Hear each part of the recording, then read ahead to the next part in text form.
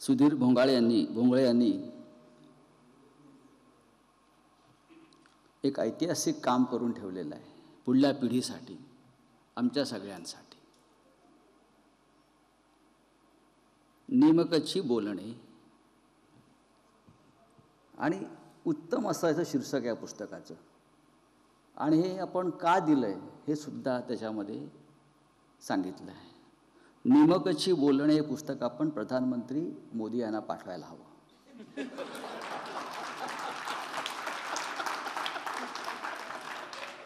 शेवटी महाराष्ट्र हा देशाला सतत काहीतरी विचार देत असतो आणि शरद पवार साहेब सतत विचार देत असतात. त्याच्यामुळे ही जी 61 भाषणं आहेत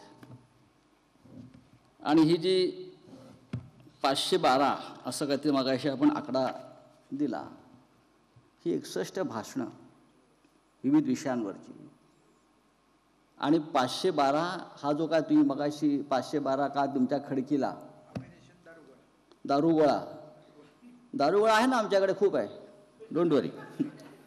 तो कधी फोडायचा, कसा फोडायचा हे आपल्याला सुद्धा माहिती आहे. बाळासाहेब थोरातसुद्धा बसलेले आहेत आमचे. हां, तर ही आपण हे पुस्तकाची एक प्रत आम्ही सगळे जाऊन आपले आदरणीय प्रधानमंत्री मोदी यांना देऊ. नेमकची बोलणे हे त्यांना आम्ही त्याचं फोड करून सांगू. आणि आमचे जे नेते आहेत माननीय शरद पवार, ते नेमकची बोलणे याच्याशी कसं एकदम घट्ट म्हणजे त्या विचाराशी पक्के असतात.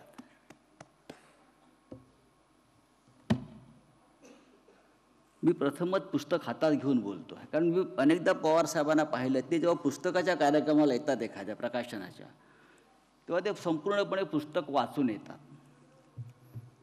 पुस्तकावर लाल अशा त्यांच्या खुणा केलेल्या असतात, छान अशा एका कोपऱ्यात बाजूला. आपण त्यांच्या कधी घरी गेलात, त्यांच्या कार्यालयात गेलात तर अशी अनेक पुस्तकं त्याने वाचलेली असतात आणि ती वाचलेली आहेत. काही ठिकाणी नेत्यांकडे फक्त पुस्तकं अशी लावलेली असतात, छान दिसतात ते, आणि यांच्याकडे वाचलेली असतात, छान खुणा केलेल्या असतात, काहीतरी त्याच्यावरती एखादा कागद लावलेला असतो. पण हे पुस्तक सुधीर भोंगळे यांनी आम्हाला काल दिलं उशिरा, आणि ते काय संपूर्ण वाचता आलं नाही. पण तीसुद्धा त्यांनी व्यवस्था केली की त्यांनी त्यातली 6 किंवा 7 प्रकरणे ते आम्हाला वाचून दाखवली. त्याच्यामुळे वाचनसुद्धा झालं बरंचसं. बाळासाहेब ठाकरे आमचे शेवटी त्यांना जेव्हा वाचायला येत नव्हतं तेव्हा आम्ही त्यांना वाचून दाखवायचो, पुस्तक वृत्तपत्र वाचून दाखवायचो, आणि त्या ऐकण्यातसुद्धा एक फार चांगली मजा असते. या पुस्तकाचं वैशिष्ट्य काय आहे? रंगनाथ पठारे आपण एक आठवण करून दिलीत मगाशी. समाज माध्यमावर किंवा वृत्तवाहिन्यांवर मी पवारसाहेबांना खुर्ची बसायला दिली दिल्लीत, त्याच्यावरती फार काही लोकांनी टीका टिप्पण्या सुरू केल्या. पण मी पवारसाहेबांना खुर्ची का बसायला दिली हे समजून घ्यायचं असेल तर त्यांनी 61 भाषणं वाचली पाहिजेत.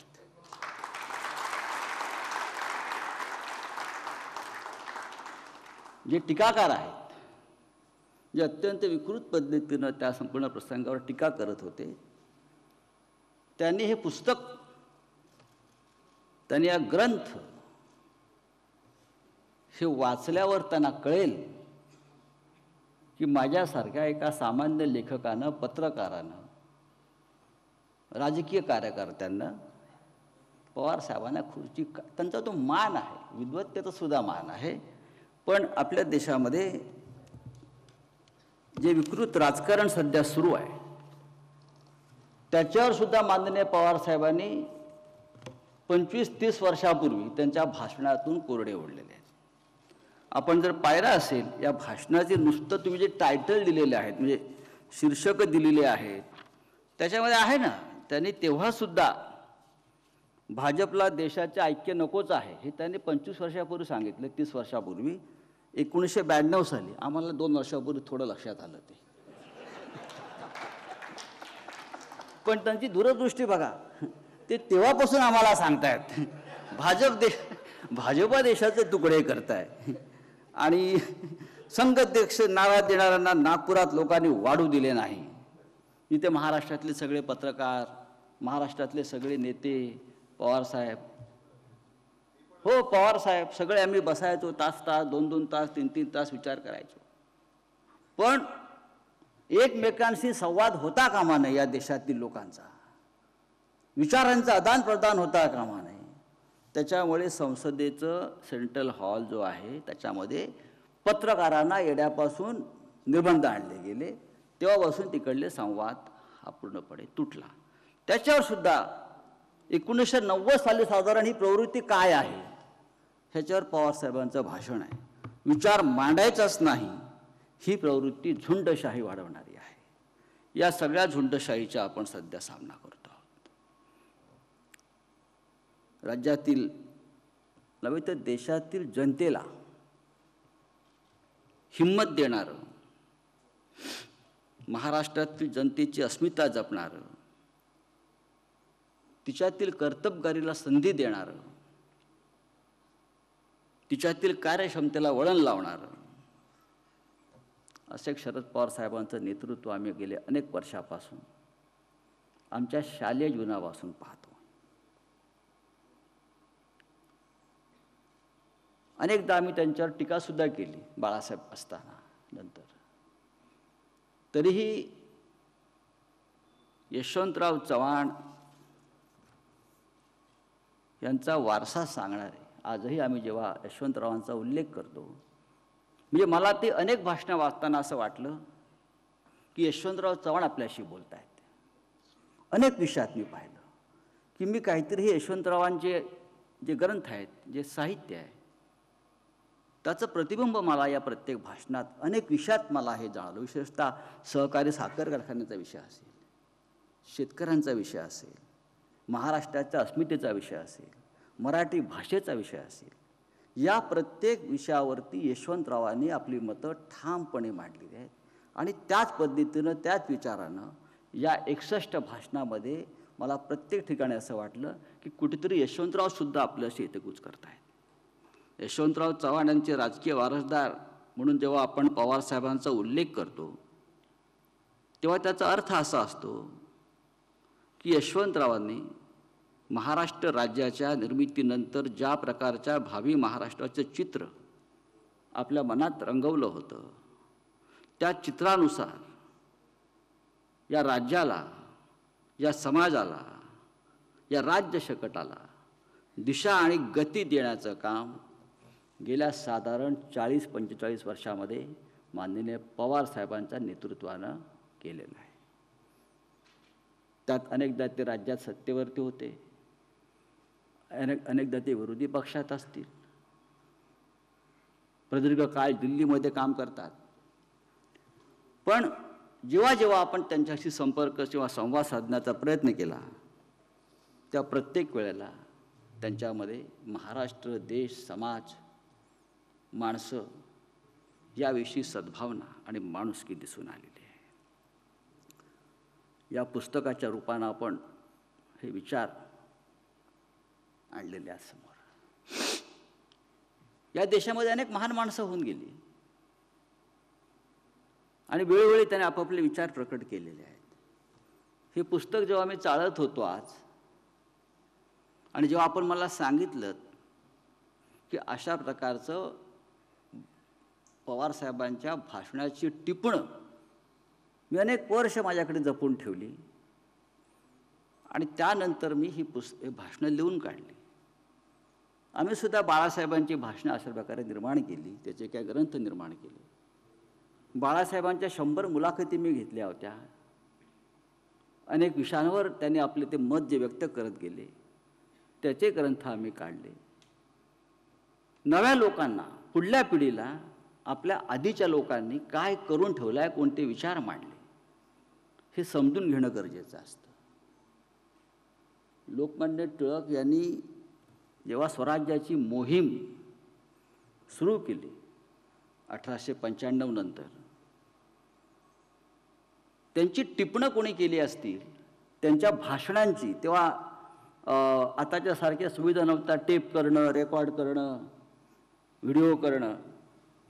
दादासाहेब खापर्डे त्यांच्याबरोबर असायचे आणि दादासाहेब खापर्ड्याने स्वराज्याची मोहीम या नावानं टिळकांची सगळी भाषणं त्या काळात संपूर्ण महाराष्ट्राच्या कानाकोपऱ्यात आणि महाराष्ट्राच्या बाहेरसुद्धा ही टिपणं केली होती आणि त्याचं पुस्तक नंतर प्रसिद्ध झालं, स्वराज्याची मोहीम या नावानं. आपण ते जरूर चाललं पाहिजे ते पुस्तक. मी यासाठी म्हणतो की अशा प्रकारची टिपणंसुद्धा सुधीर फुंगाळ्यांनी ठेवली, ही निर्माण केली. मी पाहतो ना अटलजींची भाषणं आपण पाहिली आहेत, नेहरूंची भाषणंसुद्धा एकत्र केलेली आहेत, महात्मा गांधींची काही भाषणं आपण पाहतो. जगभरातल्या सगळ्या प्रमुख लोकांच्या भाषणांची संकलन आपण करत असतो आणि ते करणं गरजेचं आहे. आणि म्हणून ह्या निमकेची बोलणे ह्याच्यामध्ये फार महत्त्वाचा विषय आहे. बरं एक लक्षात घ्या, ह्याच्यामधले अनेक विचार असे आहेत, त्या विचारामध्ये एक सुसूत्रता आहे. साधारण पवारसाहेबांनी 25-30 वर्षापूर्वी मांडलेला जो विचार असेल तो आजही त्यांच्या विचारात फार बदल झालेला नाही. आजही त्यांचे विचार तेच आहेत. फक्त एकदा ते हळूच कुठेतरी बोललेले आहेत भाषणात. मी बघितलं, महाराष्ट्रात जेव्हा सरकार होतं शिवसेना भाजपा युतीचं, तेव्हा ते हळूच बोलले, ते पंतांचं सरकार आहे म्हटले. हे पंतांचं सरकार आहे, पण ते हे ठाकरेंचं सरकार होतं. पण तेव्हासुद्धा त्या काळामध्ये साधारण मला त्यांचं एक भाषण त्यात पाहिलं मी, मुंबईतल्या जमिनी व्यापाऱ्यांना विकू नका, असा प्रकारचं एक भाषण. आणि अत्यंत ठणकावून सांगितलं की आपल्या जमिनी आहेत, भूमिपुत्रांच्या जमिनी आहेत या मुंबईमध्ये महाराष्ट्रामध्ये, त्या व्यापाऱ्यांना विकू नका. अगदी तोच विचार 5 किंवा 6 महिन्यापूर्वी मुंबईमध्ये BDT चाळीचं पुनर्निर्माण होत असताना त्या सर्व चाळकरांना नवीन घरं देण्याची एक प्रक्रिया सुरू असताना सुद्धा पवारसाहेबांनी नेमका तोच विचार मांडला आहे की ह्या जागा, ही तुमची घरं, तुम्ही विकून बाहेर जाऊ नका, मुंबईवरचा मराठी पगडा कमी करू नका. सातत्यानं पवारसाहेबांनी मांडलेले विचार आहे आणि त्यात बदल झाला नाही.